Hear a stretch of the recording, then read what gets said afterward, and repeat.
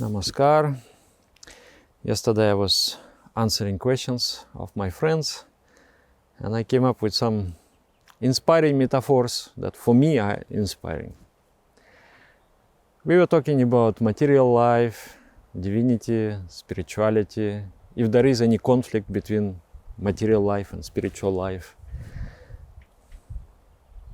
Is there any division between spiritual life and material life? And what is actually spirituality?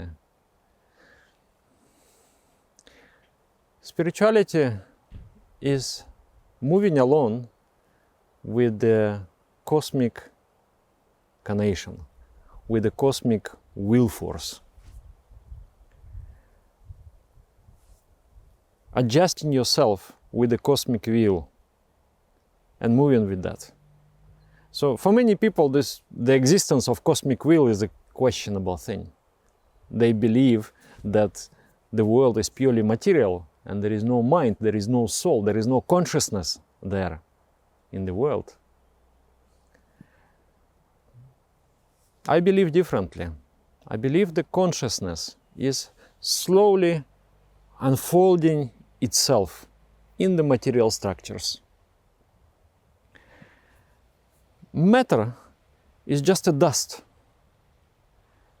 Like originally the universe is created and, well, very, very back then there is some very preliminary particles.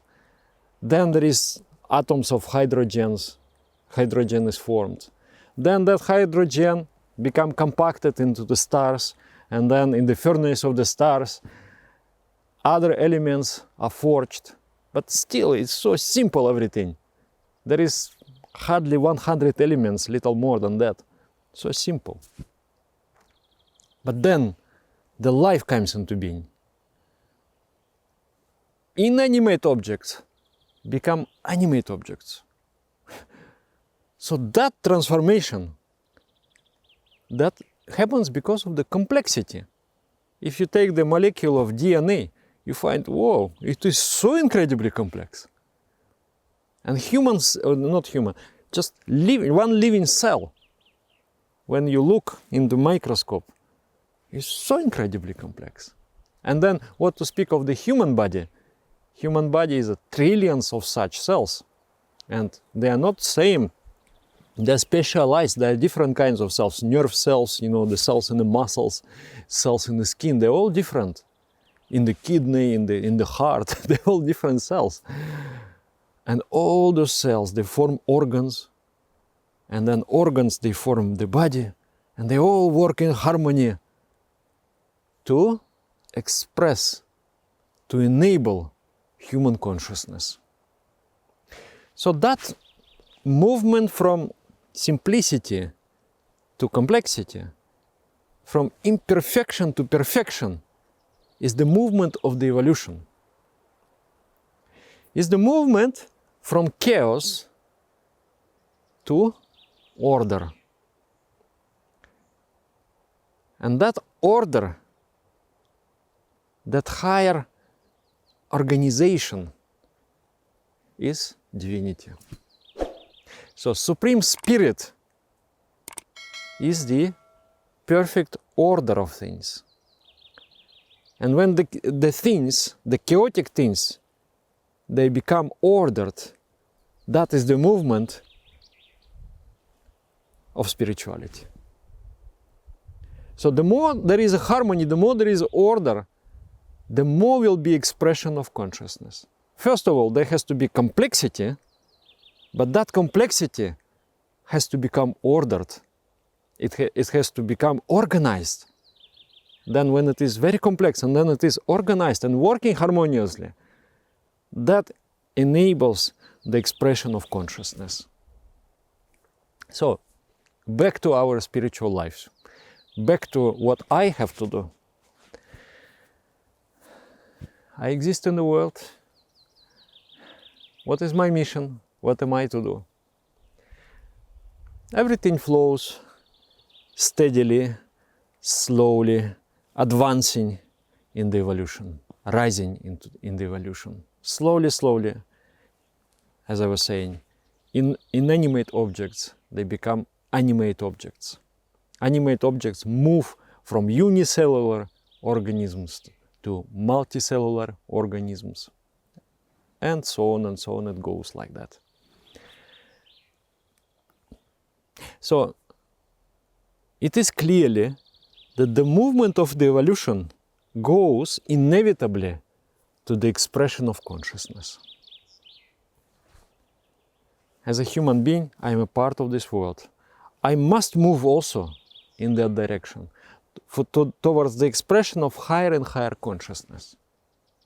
So what am I supposed to do with my body and mind? I must attempt to increase the complexity and harmony inside of me. You know, there is one of the virtues and one of the signals of spiritual development. It's called simplicity. So it might be a conflicting moment for somebody, because if you learn that simplicity is one quality of a spiritual person, you will say that, Dada, what are you talking? You are talking that there is a movement from simplicity to complexity. You are saying something opposite. No, I'm not saying something opposite. That simplicity of spirituality is actually the state of harmony. It is the state when all the passions, all the conflicting forces inside the body and mind have been tamed. They have been domesticated. And therefore, person is extremely simple and undemanding. But his mind is complex. The mind consists of, it has a big volume and very proper order, proper discipline. So one metaphor came to my mind. Spirituality is like combing yourself. You have a comb and then you comb yourself. You know, you take this hair, which is like, has become matted, and then you try to comb it. So the hairs which were very like this, complicated, you straighten them. You straighten them. Little by little you straighten them. And then they start to flow in one direction, the hair. They flow in one direction. Hair to hair, they all go together. So the same thing is what we do to our body and to our mind in the spiritual practice. The body is the combination of many conflicting forces inside. I want to eat, I want to drink, I want to sleep, I want to go to the disco, I want to dance, I want to... So many passions are there, so many desires are there, so many conflicting thoughts are there. So by harmonizing the secretions of the glands of the endocrine system, I bring the body to the order. So when the body works just like a machine, without break, without stoppage, that body means it is very properly tuned. So with the yoga, you are tuning the body, making it to the perfect machine. There is no conflict inside. There is only harmony. And all the organs, all the cells, they're all working in synergy. For what? So many trillions of cells inside of you working for what? To enable human consciousness. They all working together in harmony and synergy to produce the self-awareness, the feeling of I. And you enjoy that. You say, I exist. I know that I exist. So meditation is the same. Is taming your thoughts, combing your hair. So your thoughts have been like that. They were so many multiplicities are there, so many complexes, so many thoughts, so many internal conflicts, and you are combing your hair.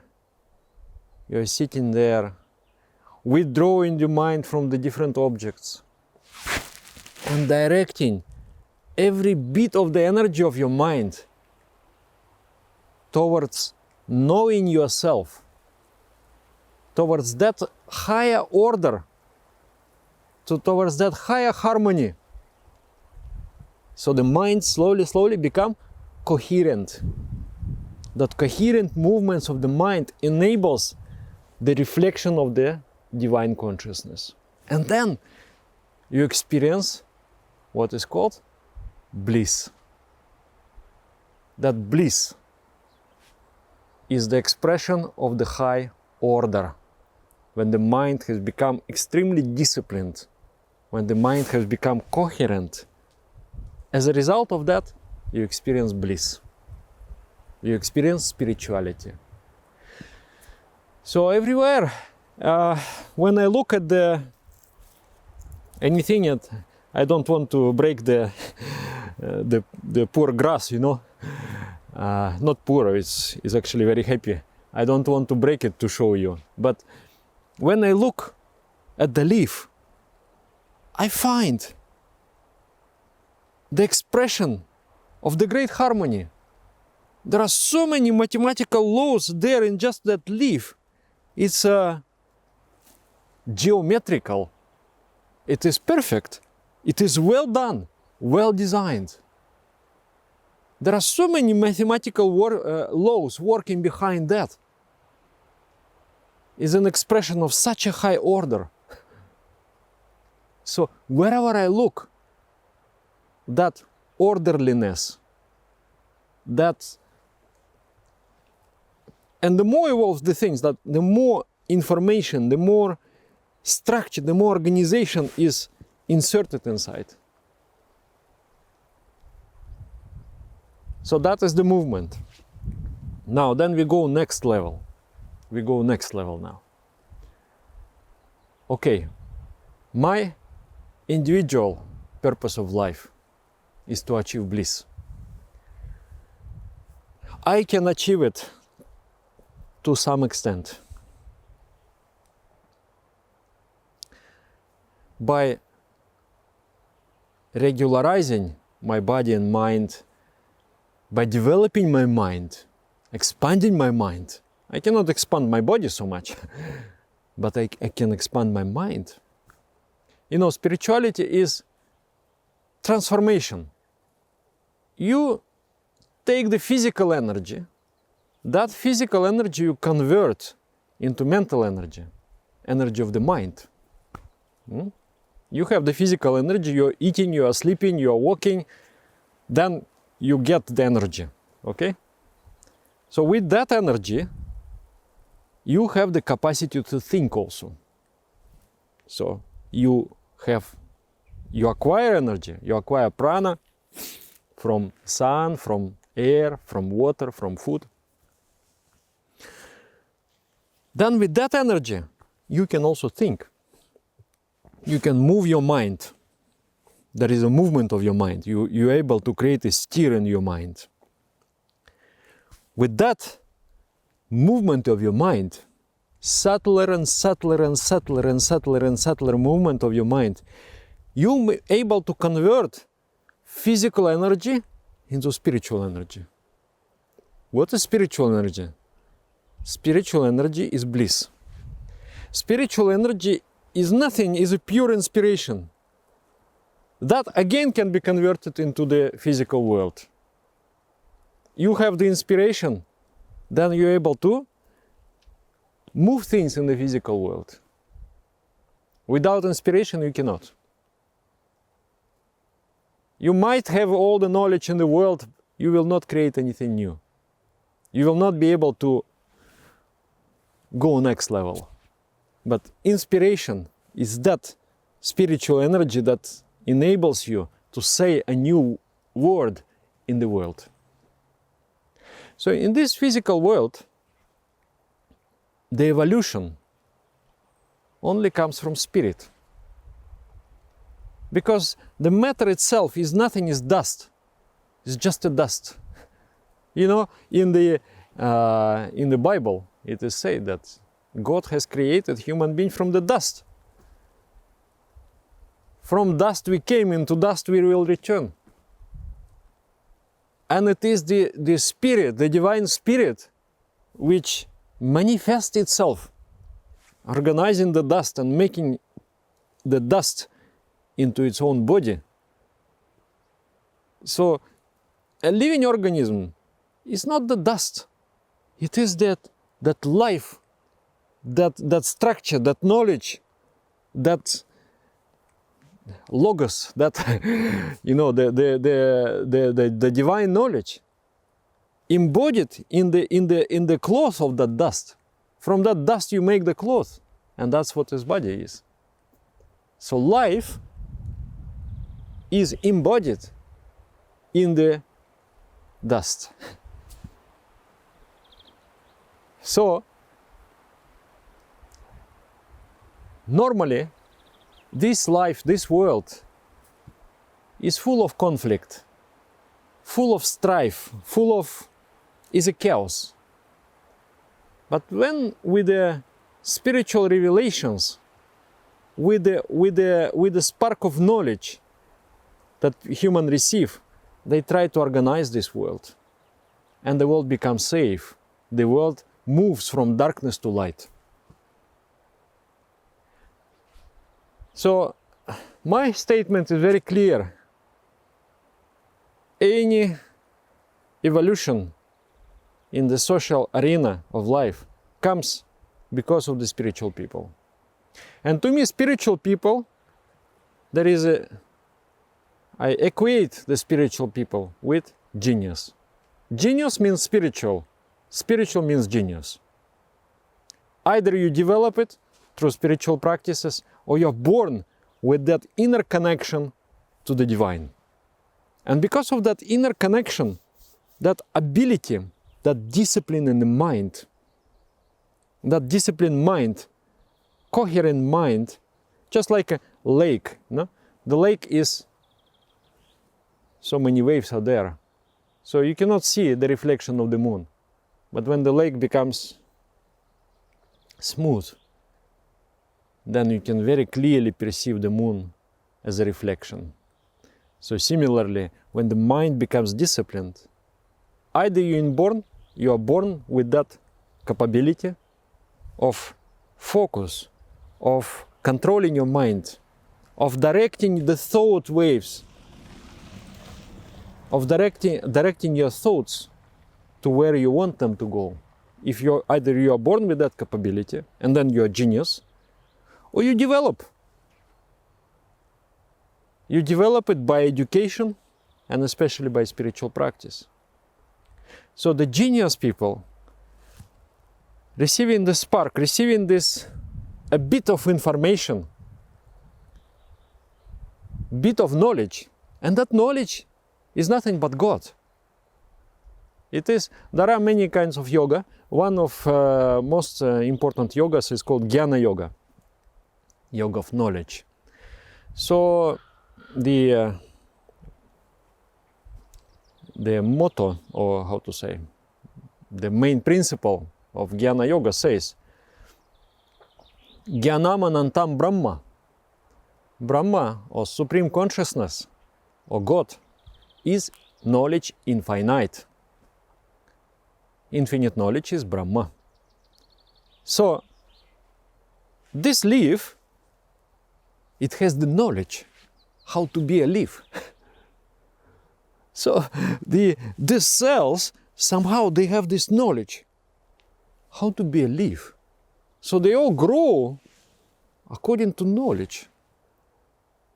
It's not like they are just, okay, let's grow, let's become a leaf. No, there is a knowledge there. That piece of knowledge is nothing but God. To be a human being, you need to have a greater knowledge. And that is nothing, it is a piece of God that turns a dust into human being. Our society,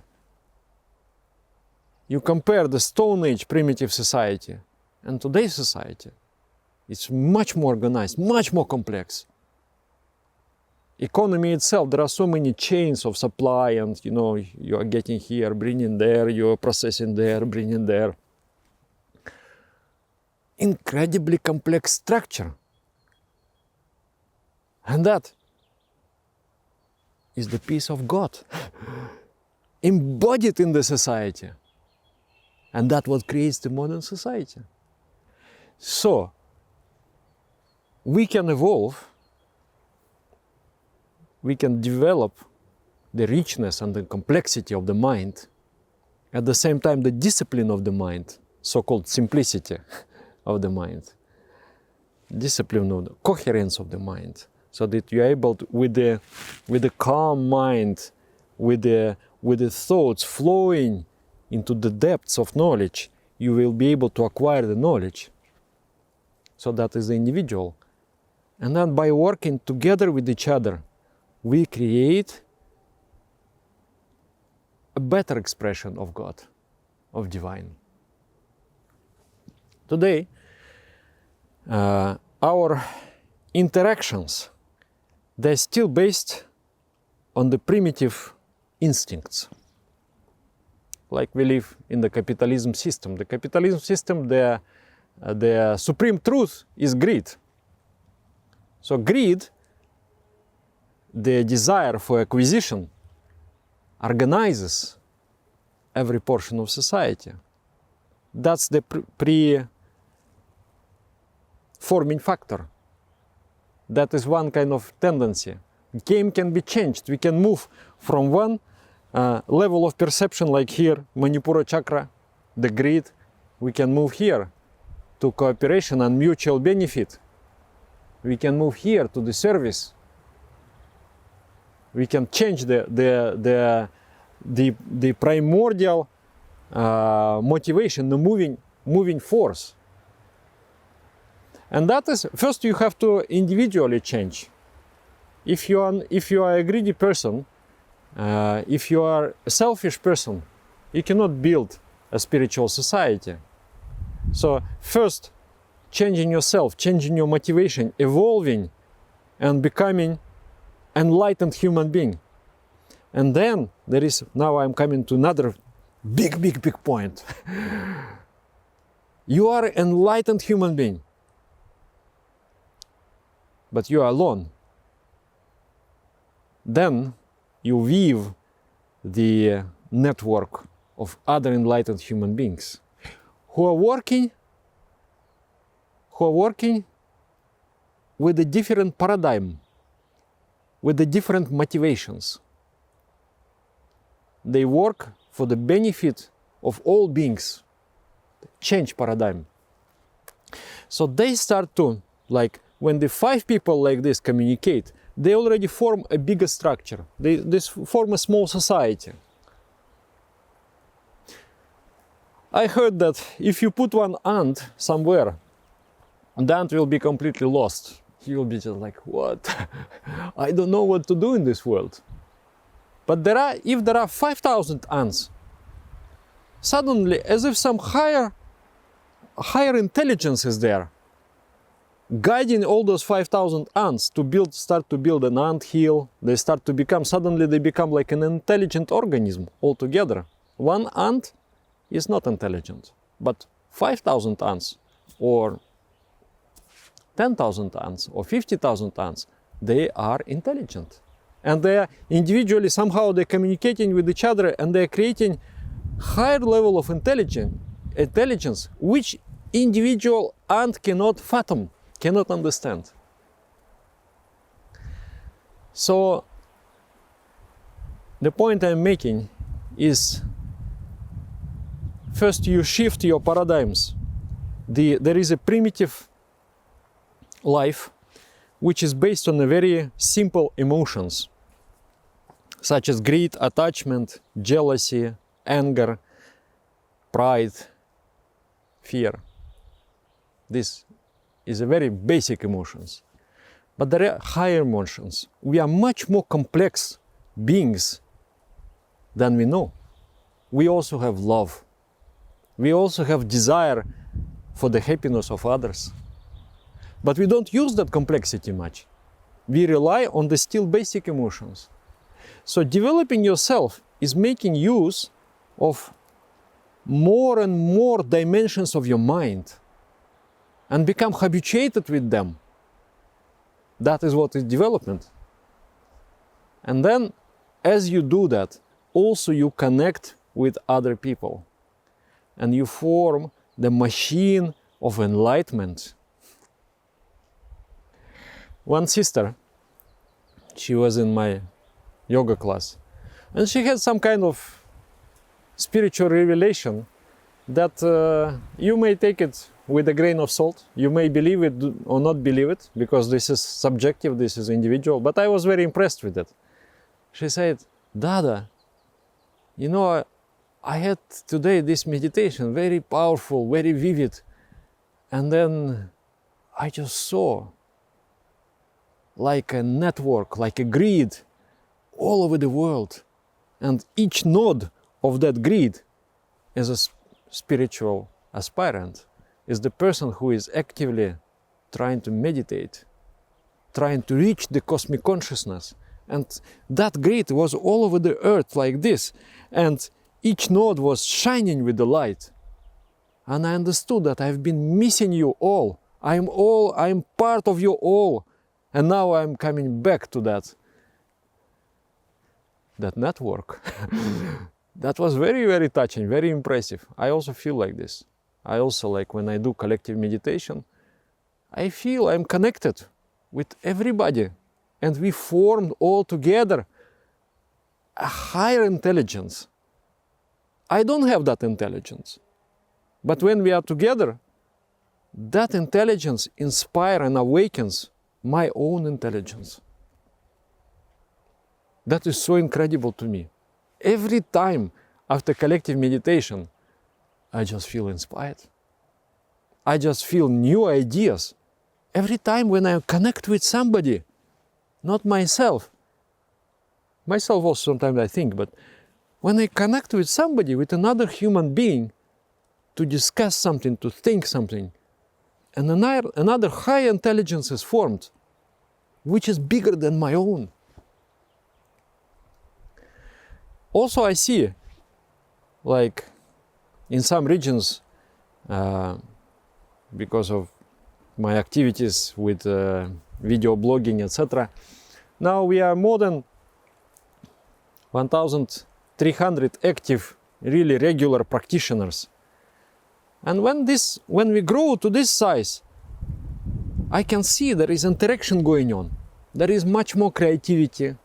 There is economic interaction. There is a social interaction. So we are forming a much more complex society, much more complete society. So I'm convinced that spirituality is evolution. Evolution is spirituality. Our role is to speed up the evolution. And our duty, our purpose of life is to engage every possible dimension of your mind, open it up, and bring all those dimensions in harmony, make them coherent, make them flow towards the supreme knowledge.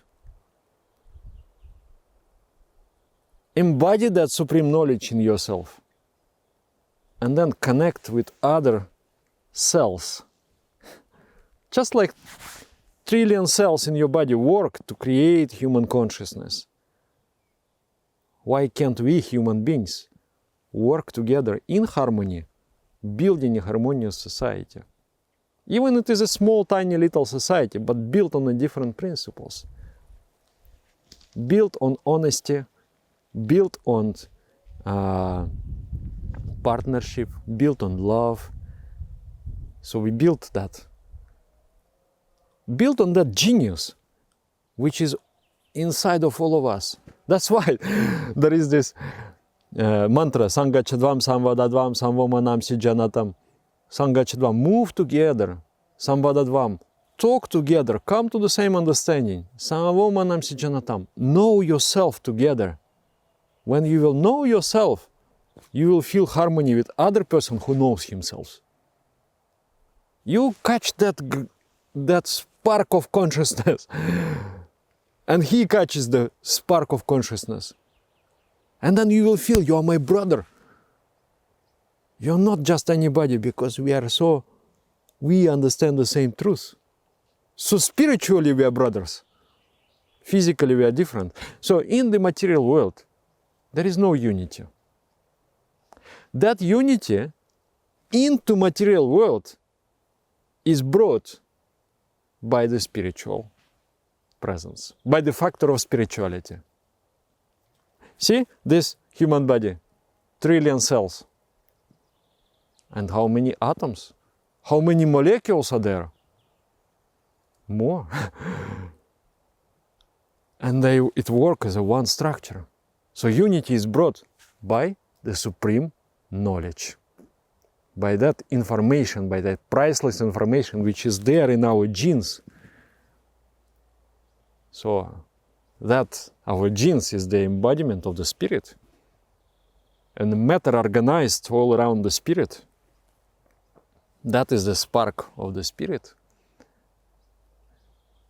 So in the society, everywhere, there is no unity. There is only fighting forces. And the higher we go, from primitive emotions to the higher and higher in higher feelings and motivations, the more and more peace and harmony establishes all over. And this is our duty, to enlighten ourselves, to find enlightened people, to work together, and to create the machine of enlightenment for the entire planet. Yeah, because we generate, just like a Prometheus have stolen the fire from the gods to give to the people. So if every genius is like that, every genius is like that. You meditate to get that divine spark.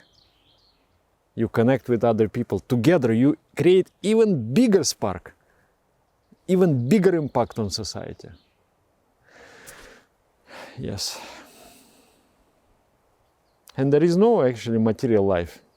There is only spiritual life. Everything is a different degree of spiritual life. Material life is just only the dust. That's only inanimate nature, that's material life. Even inanimate nature is already somehow organized, somehow together. Maybe the material life is just quarks, you know. The quarks or hydrogen atoms. No, hydrogen atom is already highly organized structure. There are some quarks, there are some electrons, you know.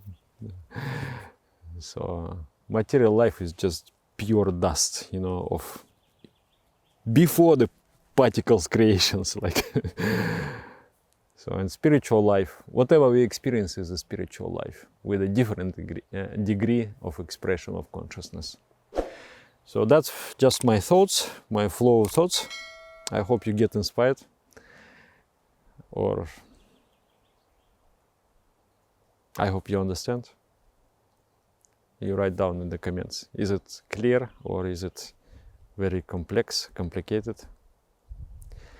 Thank you very much. Namaskar.